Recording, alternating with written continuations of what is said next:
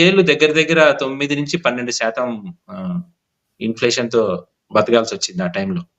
అవును. హ్మ్. దానికి ఇది ఇప్పుడు మనము మోదీ గవర్నమెంట్ అప్పుడు చూస్తే గనక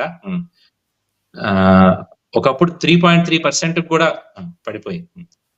మోదీ ఆగస్ట్ 15థ్ ఎర్రకోట నుంచి దేశ ప్రజలతో మాట్లాడుతున్నప్పుడు గూడా ఒక సందర్భంలో చెప్పారు కూడా 4% ±2% ఇన్‌ఫ్లేషన్‌ని కంట్రోల్ చేయడానికి that is the aim of the government.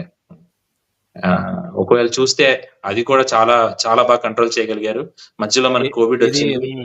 మళ్ళీ 2 సంవత్సరాలు కోవిడ్ డిస్రప్షన్, హై 2 సార్లు ఇన్‌ఫ్లేషన్ చాలా పెద్ద ఎక్కాల్సి డిస్ట్రప్షన్. అవునవును. చిన్న డిస్ట్రప్షన్ కాదది. అదే అవును. అవును. అయినా సరే పీఎఫ్‌లో ప్రజలు యాడ్ అవుతూనే ఉన్నారు. Rural employment guarantee